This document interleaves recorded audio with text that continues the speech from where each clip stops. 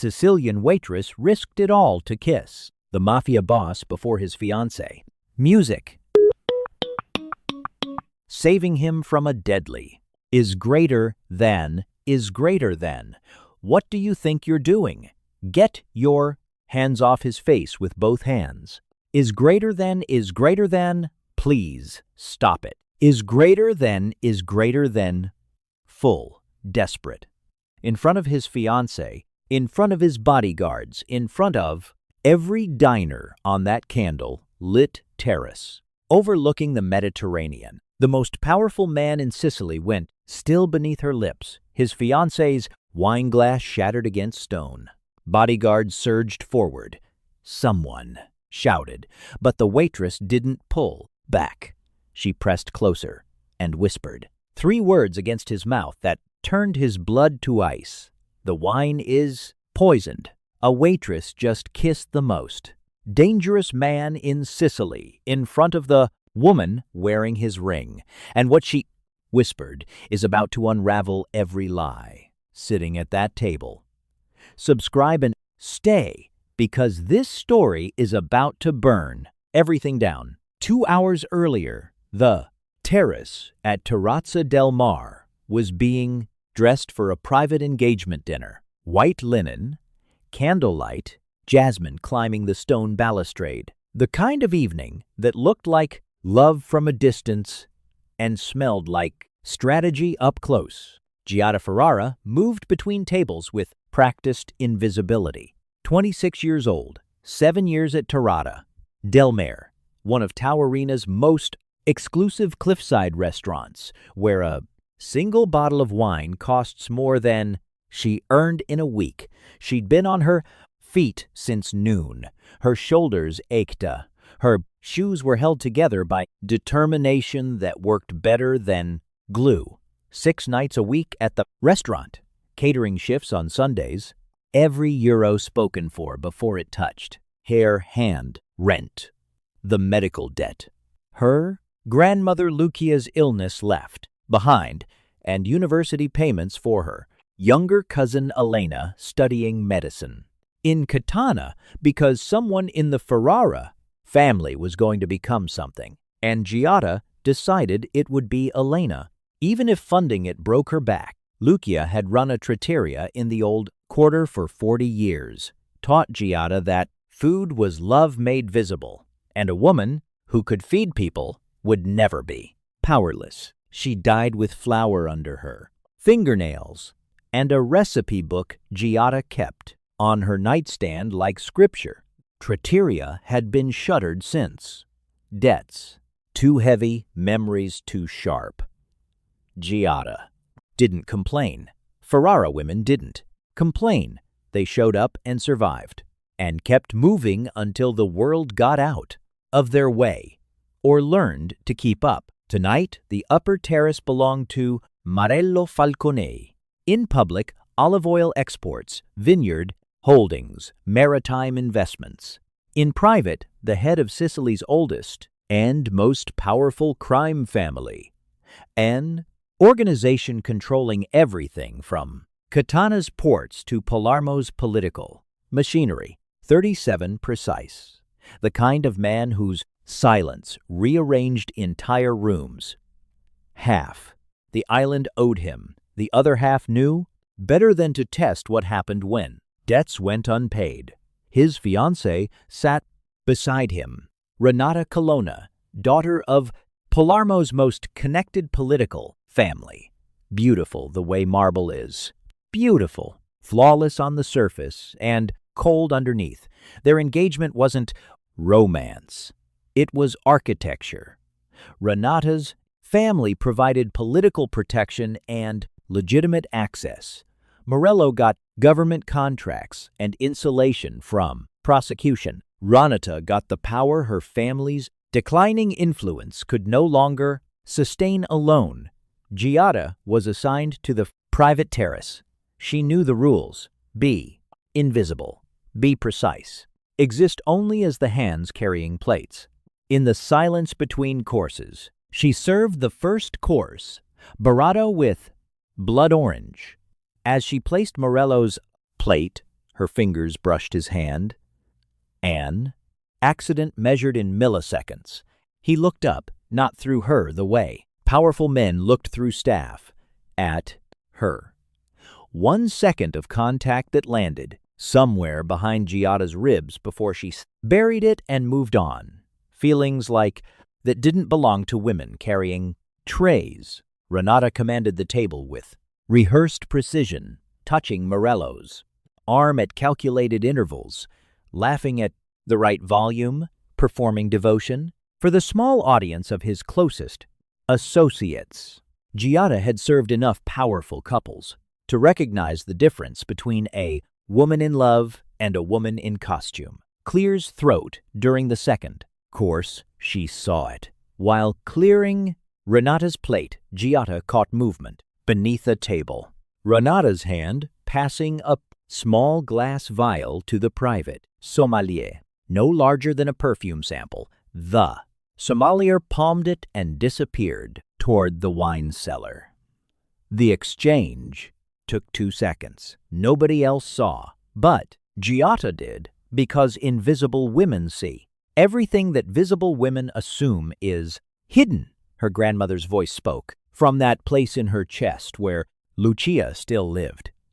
When something feels wrong in your gut, figlia mia, your gut, is almost always right. Giada found an excuse to visit the cellar, told the kitchen she needed a replacement bottle for a corked barrow. She descended the stone steps and stopped at the doorway. The sommelier stood with his back to her, adding drops from the vial into a crystal decanter of Nero d'Avala, Morello's wine, reserved for the final toast. She recognized the sommelier new hire 2 weeks ago, not through normal channels. A special request from the Fiancée's people. Giada backed out before he turned. Hair pulse hammered so hard, she felt it in her wrists. She pressed herself against the corridor wall and forced herself to think. She couldn't reach Morello's security, trained to treat staff like furniture. Couldn't alert the manager. He'd fumble it or tip off Renata. Couldn't cause a scene. Renata would shut it down, and the sommelier would vanish before anyone asked the right questions. Couldn't call police. They'd laugh a waitress out before she finished the first sentence. The toast was 15 minutes away. 15 minutes before the most powerful man in Sicily raised a glass of poisoned wine at his own engagement dinner and drank to a future his fiancée had already sold to the people who wanted him dead. Giada stood in the corridor between kitchen and terrace. Service moved around her. Plates coming, plates going, the machinery of an evening designed to celebrate a love that was actually a murder weapon. She thought about walking away, finishing her shift, going home to Lucia's recipe book and Elena's tuition, bills and the quiet apartment where nobody asked her to be anything other than exhausted. Then Lucia's voice, steady and Sicilian, and immovable as the volcanic rock this island was built on. When you see something wrong and do nothing, you become part of the wrong. Giada straightened her apron, smoothed her hair, and walked back toward the terrace, carrying the most dangerous decision she would ever make. Giada calculated while she walked. The sommelier was preparing the decanter. Snorts. Is greater than 12 minutes until the toast. Every option she'd already rejected stayed rejected. Security wouldn't listen. The manager would fumble it. A scene would alert Renata, and the evidence would vanish. She needed to reach Morello directly, close enough that only he could hear, close enough that the sommelier couldn't react, close enough that Renata wouldn't have time to intervene before the message landed. The only moment that would work was the toast itself, when every eye was on the glasses being raised and Renata's attention was locked on performing the moment. One window, maybe 4 seconds between the pour and the first sip. She needed something that would override his reflexes. Stop his hand before the glass touched his lips. Keep him close enough to hear a whisper. Something so unexpected that every person on that terrace would be too stunned to move for the 3 seconds she needed. The answer was insane. Lucia would have crossed herself twice and poured limoncello. But Lucia wasn't here, and the man sitting 20 feet away had 11 minutes left. If Giada played it safe, she wasn't going to play it safe. While she waited, her mind assembled details she'd filed away without understanding them. Renata had visited Torrata del Mare 3 times in the past month without Morello. Always the private garden table, always. Meeting the same man, older, silver-haired, cold eyes that priced everything they touched. Giada had assumed he was family, a lawyer, political business. Now she understood those meetings were operational. Renata had been sitting across from someone connected to the Ferretti organization, the rival family that had been positioning against Morello's territory for years. Everyone in Sicily knew the Ferretti name. Everyone knew the tension. Nobody knew that Morello's own fiancée was the bridge between his empire and the people trying to bury it. The sommelier emerged from the cellar, carrying the decanter like a man carrying sacrament. He set it on the service station beside Morello's table, adjusted the glasses, positioned everything with rehearsed precision. The choreography of an assassination, dressed as celebration. Renata's hand rested on Morello's arm, light, possessive, performed. She glanced at the sommelier. The briefest flicker passed between them. Confirmation. The pour began. Renata's glass first, clean, then Morello's. Nero d'Avallo, catching candlelight as it filled the crystal. Deep red, beautiful. Renata raised her glass to us, to everything we're building together. Morello's fingers closed around the stem. Giada moved 4 strides across the terrace, faster than thought, faster than security could process a waitress, moving with purpose instead of deference. She took Morello Falcone's face in both hands and pressed her mouth to his. The terrace detonated. Renata's glass shattered on stone. A bodyguard lunged. Someone at the far table knocked their chair into the balustrade. The sommelier froze with the decanter, suspended mid-air. Giada held on her, lips against his body rigid beneath her hands. She whispered, barely a breath, just enough for the space between 2 mouths. The wine is poisoned. Your fiancé paid. The sommelier. I saw the vial. Morello went still, not confusion. The stillness of a man whose survival instincts had just overridden every system in his body. His hand that had been rising to push her away stopped. His eyes found hers inches apart. He read her face the way men in his position read everything. Fast, precise, searching for the lie. He didn't find one. He set the glass down, his hand wrapped around her wrist, not rough, firm, and pulled her behind him. Then he turned to the sommelier already, backing toward the kitchen. Bring me the decanter. No volume. Something worse. Absolute certainty. The sommelier bolted, made it 6 steps before 2 of Morello's men caught him at the stairs. They brought him back without gentleness. Renata was on her feet. The performance shifted.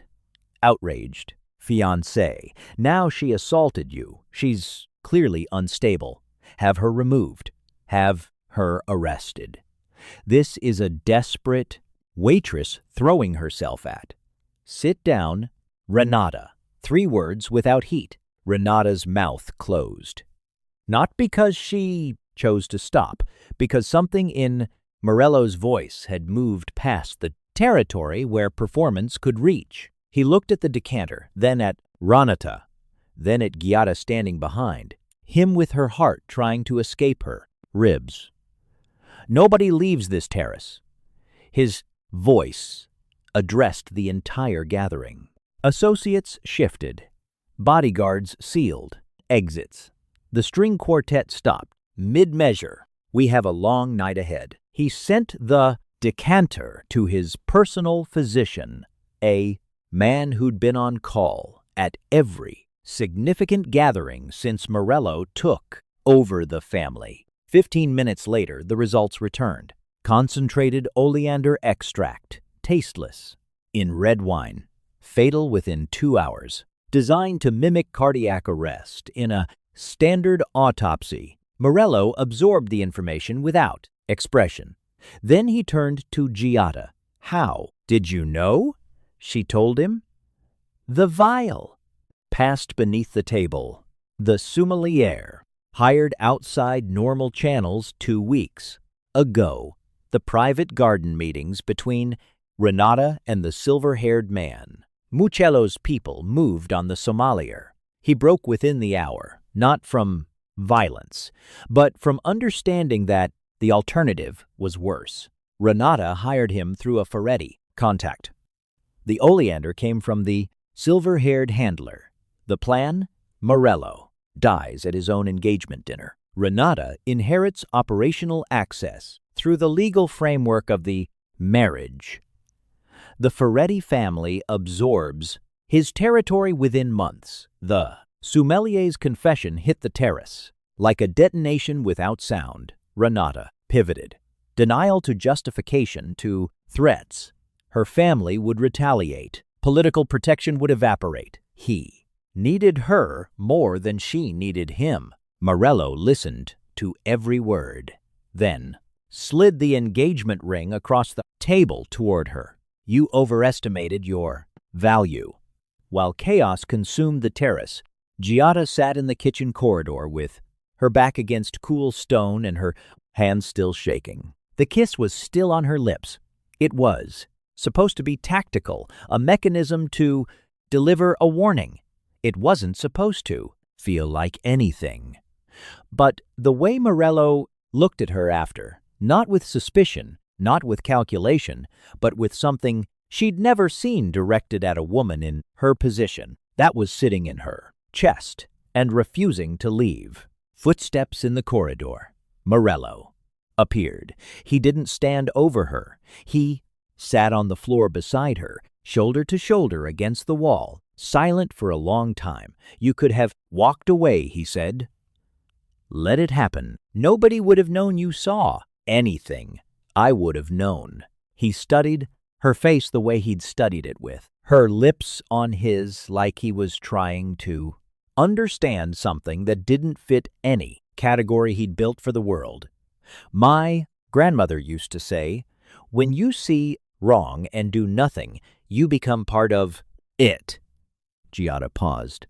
She also would have said kissing a dawn in front of his fiancée was certifiably insane. Morello almost smiled, the closest thing to a crack in his composure anyone had witnessed in years. He stood, offered his hand. She took it. Their fingers met, and neither pulled away. Immediately. After tonight, Renata's people will know what happened. This restaurant won't be safe for you. My estate is secure. I can protect you until this settles. He paused. The choice is yours. Giada looked at his hand, still holding hers. I'm a waitress who just kissed a dawn in front of 400 worth of shattered wine glass. I think we're past safe choices. Morello's estate sat high above Taorina, on a cliff that looked like God had carved it specifically so one man could watch the entire coastline and know it belonged to him. Stone walls, centuries, old lemon trees lining the drive, the kind of silence that wasn't empty. It was guarded. Giada had been there for 3 days. 3 days of waking up in a room with ceilings higher than her entire apartment, eating meals prepared by a cook named Bettina, who treated underfed women like a personal offense, and trying to understand how a kiss, delivered in 4 seconds, had rearranged every coordinate of her life. Hanatad had been removed from the terrace that night under escort. Not arrested, released into the custody of her family's lawyers with the understanding that Morello's patience had a shelf life and she was rapidly approaching its expiration. The Ferretti family had gone quiet, the dangerous kind of quiet that meant recalculation, not retreat.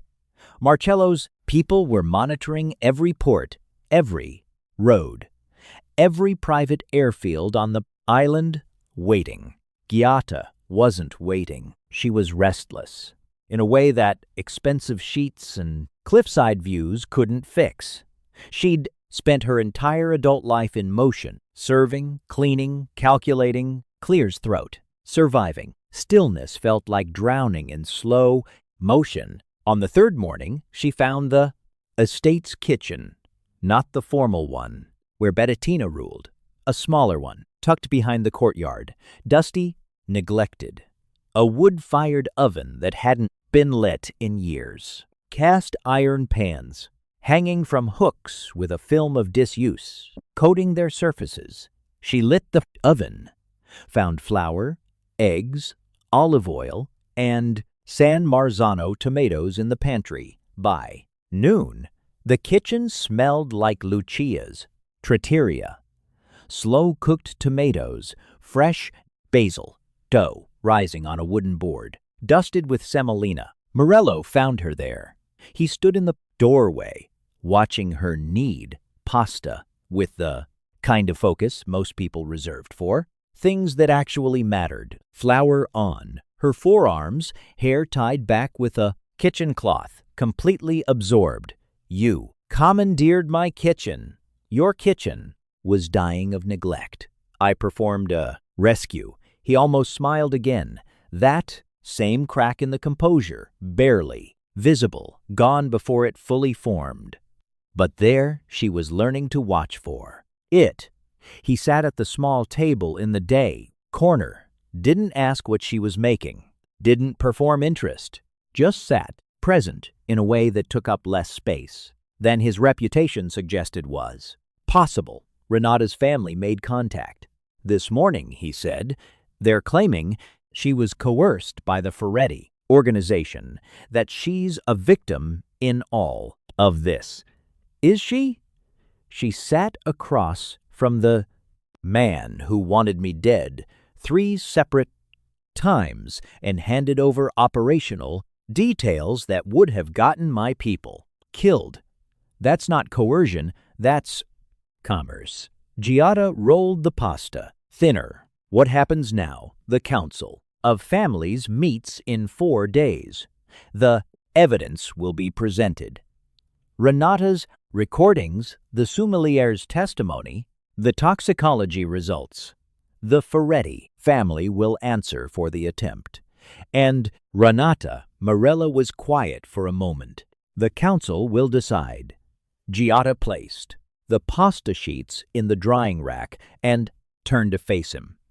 You already know what they'll decide. You've known since. To the terrace. His eyes met hers. The calculation was still there. It never fully left. But underneath it, something else had taken residence since the night. She'd pressed her mouth to his and whispered 3 words that saved his life. Something that looked like the beginning of trust in a man who'd built his entire world on the assumption that trust was a liability. You see too much, he said. Invisible. Women always do. Over the following days, Giada learned the architecture of Morello's world, not because he taught her, but because she paid attention. The men who came and went from the estate spoke in codes she couldn't crack, but tones she could read. Tense meant fetty, movement. Relaxed meant territory. Secured. The phone calls Morello took in. His study lasted either 30 seconds or 3 hours. Nothing in between. The short ones were orders.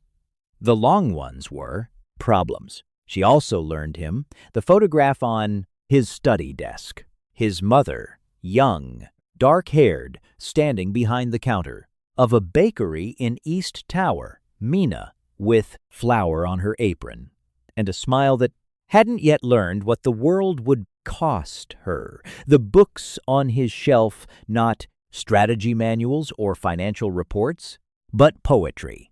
Sicilian poets, Quasimodo, Buffalino, men who wrote about an island that was beautiful and brutal in equal measure. She learned that he ate alone, always, that he listened to opera in the evenings, but turned it off when anyone entered the room. Like being caught with beauty was a weakness he couldn't afford. That he checked on Bettina's arthritis every morning without being asked, and had been quietly funding her grandson's football academy for 3 years, without telling anyone.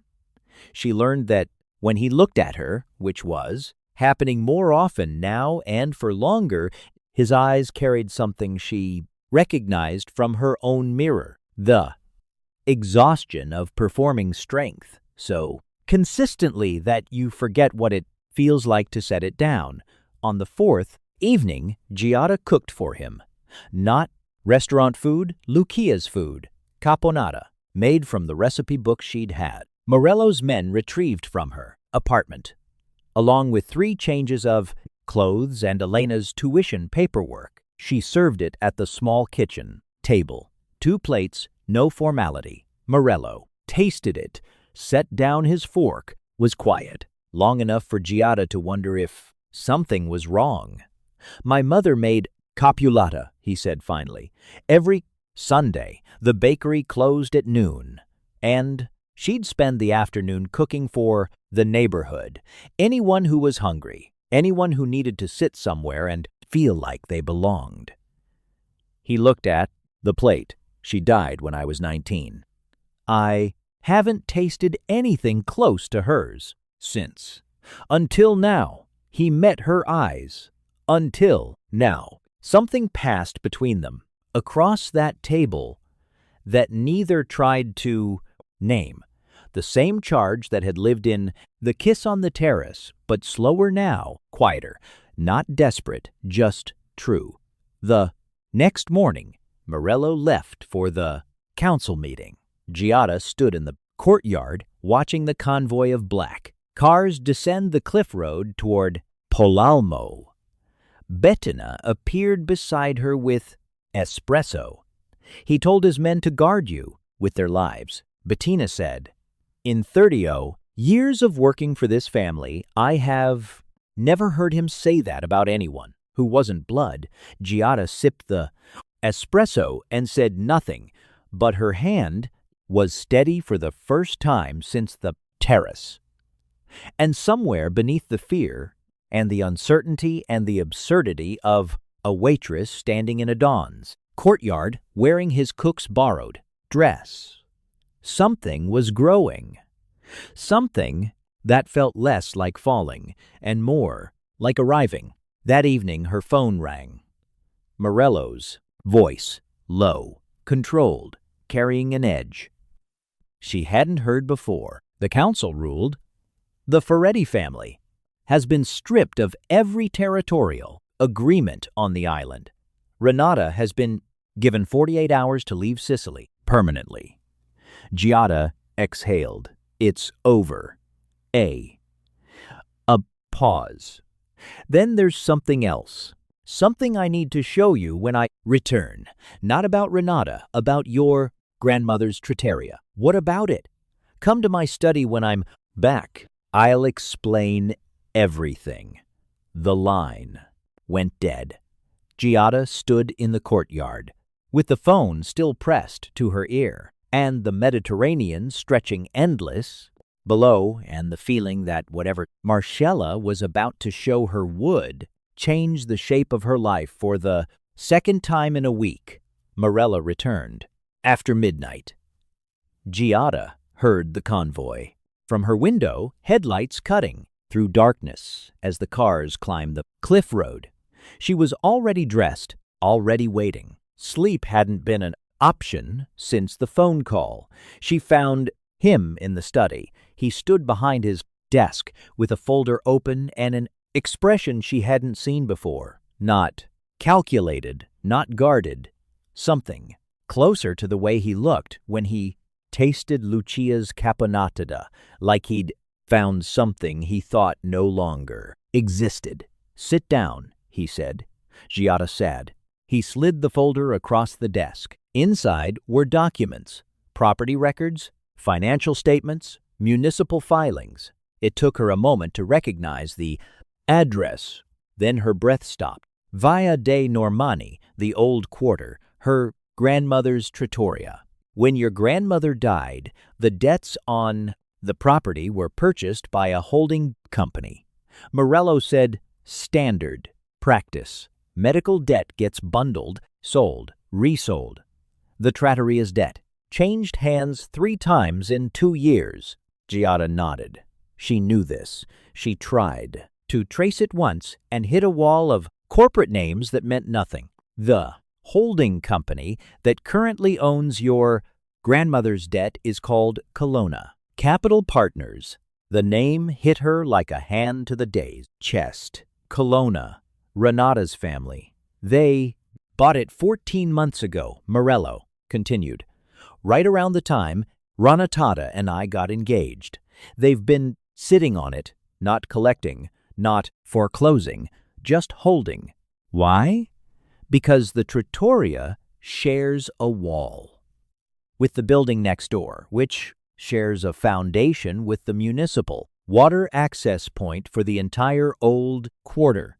Whoever controls that property controls the infrastructure access for a development project the Colonna family has been quietly pushing through. Palermo's planning commission. He paused. A project worth 40 million euros. Your grandmother's trattoria isn't debt to them. It's a keystone. Giada stared at the documents. The numbers blurred. 14 months. Renata's family had been holding Lucia's legacy hostage, not as a financial asset, but as a puzzle piece in a development deal that would gut the old quarter and replace it with luxury apartments and tourist hotels. Every cobblestone street, every family business, every neighborhood that had survived centuries of invasion and poverty and neglect erased for profit. There's more, Marcello said quietly. He turned to the second page. The development requires municipal approval. 3 commissioners needed to sign off. 2 already have, both with financial ties to the Colonna family. The third refused. A woman named Dotosa Ferrara. Giada's hands went cold. That's my aunt, my mother's sister. She's been blocking the project for 8 months. Refused every offer, every pressure, every threat. He looked at her, which is why the Ferretti family was brought in. The Colonnas needed muscle the political system couldn't provide. Renata's engagement to me wasn't just about accessing my operations. It was about removing me as a potential obstacle to the development. If I died, my organization's influence over Taormina's infrastructure would fracture. The Colonnas and Ferrets would fill the vacuum. Your aunt would lose her last line of protection. Everything connected, the engagement, the poison, the silver-haired Ferretti, handler, Renata's family holding, Lucia's dead, her aunt blocking the commission vote, a conspiracy that stretched from a cliffside terrace to the foundations of the neighborhood where Giada grew up. The council's ruling against the Ferdi family collapsed their partnership with the Colonnas, Morello said. Without Ferretti, muscle, the development has no enforcement. Without Renata inside my organization, they have no intelligence. And without the third commissioner's vote, they have no approval. He closed. The folder. Your grandmother's debt has been transferred to my attorneys. As of this morning, it's been discharged. Fully. The trattoria is yours, Giada. Couldn't speak. Her vision blurred, and she let it, because some things deserve. Tears, and the sound of Lucia's name, connected to the word free, was one of them. You didn't have to do this, she managed. Your grandmother fed a neighborhood for 40 years. The Colonnas wanted to turn it into a parking garage. His jaw tightened. I know which legacy deserves to survive. The weeks that followed moved like a tide, steady and irreversible. Ranatata left Sicily on a ferry to Naples with 2 suitcases and the expression of a woman who had gambled everything on betrayal and lost the table she was sitting at. The Colonna family's development project collapsed. Giada's aunt cast the vote that buried it permanently. The old quarter survived. Giada reopened the trattoria. Not renovated, restored. The same wood-fired oven Lucia had used for 4 decades. The same copper pots, the recipe book open on its stand near the stovey. She scrubbed the floors herself, repainted the walls, the same sun-faded yellow they'd been when she was a child, sitting on the counter, watching her. Grandmother turned tomatoes and basil into something that made strangers feel like family. The sign above the door read, Lucia. Morello helped with the restoration. Not with money, with hands. He showed up the first morning in workclothes and spent weeks alongside the crew, sanding floors and rehanging doors. His security stood outside looking bewildered. The most powerful man in Sicily was installing, shelving and learning from Giada's uncle how to season cast iron properly. He did it without performance, without announcement. Like this was the version of himself he'd been waiting for. Permission to become. Elena helped on weekends between exams. She argued about portion sizes and played music too loud and tasted everything twice. Giada considered these the most beautiful sounds in her life. Opening night, 12 tables, every seat filled. Neighbors, Lucia's old customers. The fisherman who'd been delivering bronzino to this kitchen for 30 years. The smell of slow-cooked tomatoes and fresh basil drifted through open windows and down the cobblestone street exactly the way it used to when Lucia was alive. Morello sat at the corner table. The controlled stillness that had defined him for years was different now. Not gone, but redirected. He'd restructured, stepped away from the parts of his world that required the man he no longer wanted to be. Still respected, still powerful, but choosing what to build instead of what to control. Giada brought him. Caponata sat across from him. You know when I knew, she said. He looked up. Not the terrace, not the kiss, not any of the chaos. When third week of restoration, you were on your knees fixing the baseboard, plaster dust in your hair.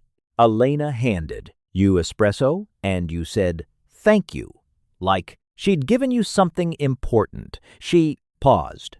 My grandmother always said you learn who a man is when he thinks the moment is too small to matter. That moment was small, and you were exactly who I hoped you'd be. Morello reached across the table and took her hand. She held on. The way a woman holds on when she's found something that doesn't ask her to be less than what she is. He kissed her in a 12-table trattoria that smelled like Lucia's kitchen and sounded like the life Giada had been too, afraid to believe she deserved. No poison, no betrayal, no performance. Just a man and a woman who found each other across a terrace that should have kept them invisible to one another and chose to stay. Outside the Mediterranean held the last light of evening. cobblestones still warm from the day. Somewhere down the street, a neighbor was singing off-key, happy, unaware that anyone was listening. In a rented flat in Naples, Renata Colonna sat watching the evening news. The anchor smiled. A beloved landmark has returned to life in Tamina's historic quarter. Lucia's named for the legendary cook who fed the neighborhood for 40 years reopened. Tonight, under the ownership of her granddaughter Giada Ferrara, the camera panned to Giada behind the counter, flower on her apron, Morello beside her, both smiling the way people smile when they've survived something, together and come out holding hands on the other side. Renata turned off the television and lived with what she'd lost because she mistook a waitress for nobody and a good man for something she could discard. She kissed him to save his life. 3 words whispered against his lips rewrote everything. They thought she was crazy. They thought she was invisible. They thought a waitress from Tamina couldn't possibly matter. She mattered more than anyone sitting at that table. And the man whose life she saved spent the rest of his making sure she never doubted hers again. If you made it this far, you felt something, and we both know it. Hit subscribe and be part of what we're building. A space where stories remind you that the people the world overlooks are usually the ones worth watching closest. Drop a comment and tell us, what would you name your trattoria? Share this with someone who needs to hear it. We read every single one. See you in the next story.